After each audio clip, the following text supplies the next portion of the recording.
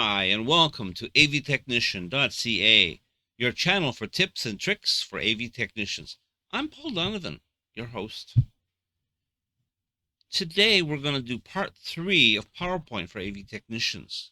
There was part 1 and part 2. Feel free to go back and look at those two if you want. Please give me a thumbs up, subscribe to the channel, and leave me some comments. All of these things are wonderful. I receive nice comments, questions, and so on. And as much as I can, I reply to those questions and comments. Let's go. Now, part 1, I showed you a couple of tips that are used for almost every event. Part 2, I talked a little bit about the idea of presenter view and the comfort monitor. This time, I'm going to talk a little bit about how to have presenter view when the laptop is at the tech table, not on the podium.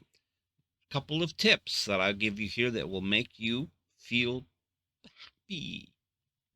Because, AV technicians, we don't want to have to get away from our dark little corner where our tech table is and run to the front, stand in front of the crowd playing with the laptop. And everybody's watching you, and Margaret is standing there looking at you. What are you doing? We want to stay at the tech table in the dark in the corner. Don't we? Okay. So here's the problem. Laptop is at tech table. Presenter wants to see their notes. That's the problem. Now, there are a few ways to do it, and we already mentioned the first one, but this couple is what this video is about, part 3 is about, is we can throw technology at this thing. Lots of hardware, wires, cables, and all sorts of fun stuff, and make it happen. So, step 1 idea is that you have 2 comfort monitors, comfort monitors, yes, sitting at the front. 1 or 2. You don't necessarily need 2, but you could have 1 or 2. One of those confidence monitors will show the slides, the same thing that's going on the big screen behind you. At least we hope it is. And the other one shows the presenter view. And you say, how can I show presenter view on a monitor up front? Laptop only has 1 output, and so on. We have a trick. We use 2 laptops. Wow. You have 2 laptops sitting side by side running the same presentation. Laptop number 1 is running in normal mode. The extended desktop is up on the big screen in the back and doing everything the way it is. The other laptop, when you run it, you flip it. That means you sitting at the tech table see the slides, and running through the cable out of the laptop up at the stage on the comfort monitor, they see the presenter view. It's astoundingly simple. Of course, you need to have a slide advancer that will advance both laptops at the same time, and that's where I mentioned in the last video about the DSAN. What do they call those things? Slide advancer, Perfect Q. They have, even the Mini has 2 jacks on the side of the base unit where you can plug in 2 laptops and you can control 2 laptops with just 1 clicker. The big base unit has the same thing, but you have the ability actually to turn off one or the other if you ever need to disconnect them from that thing. Plus, that bigger one has a whole lot of other tools.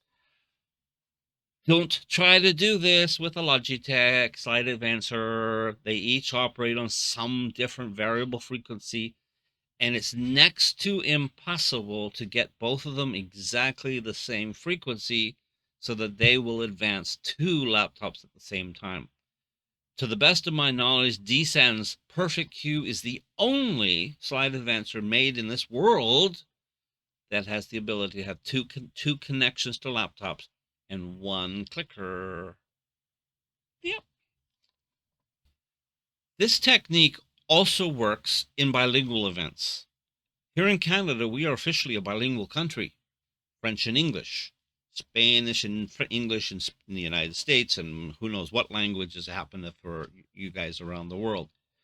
And we have a requirement here in Canada when we do events for the federal government. Their events have to be available in both official languages. So we put French on one, English on the other, and we use the same Perfect Q to advance both slides simultaneously. So you see, that also works in a bilingual event where that, of course, a lot of times nowadays, the federal government events, they put the slides bilingual in the slide, and then you just have a normal event slide. Boom, boom, boom, boom. Everything's just one projector, one screen, and so on. I've done a few bilingual ones, and it's you gotta say sync. Because of the perfect cue, this is a whole lot easier.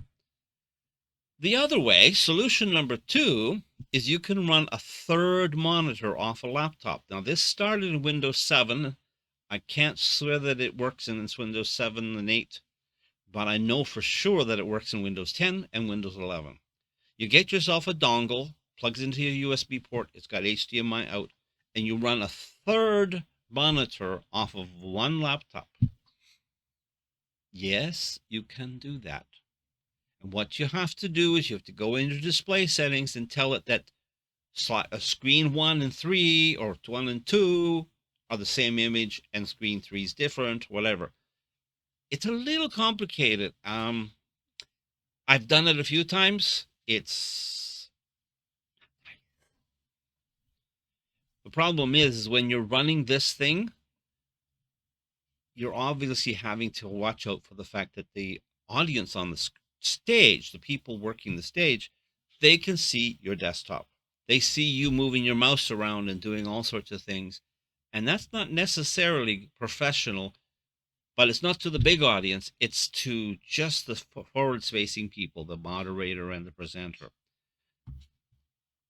Now, it's becoming more and more necessary to have a laptop at the podium. Presenters have often gotten used to running their laptop over the years of using Zoom. They want their notes, or they want to demonstrate things. If the event is full of, well, that's I already mentioned that in part 2. If the event is full of rapid-fire presentations, you will appreciate having the laptop at tech. I have done events, 5 minutes. Every 5 minutes, a new presenter, and there's just no time to make changes running up to the front. Even a 10-minute break is still not enough. 15 minutes, okay, you're just not getting totally worn out. But I have done, and some of my coworkers have done 5 minutes rapid-fire presentations, and you have no time to deal with changing slides. And if they haven't taken the slides and put them in one big, large PowerPoint, you will get a lot of exercise. That's why, on those cases, you have the laptop at tech table so you can do them like this. They have their clicker to hide the events. You have a confidence monitor for them to look down and see their slides, but no notes. So I'm not going to drag this one on because, of course, I want to do part 4. In part 4, we're going to deal with other things that we need to know as PowerPoint for AV technicians. So I'm going to stop here. I'm going to remind you to subscribe to my channel. Give me a thumbs up if you like this video. Leave me comments. I do read them, and I try as best I can to reply. So thank you again for watching another one of my videos. Part 3. There will be a part 4. I'm Paul Donovan, the host of avtechnician.ca, your channel for tips and tricks for AV technicians. Thank you for watching, and please come back. Have a great day. Bye-bye now.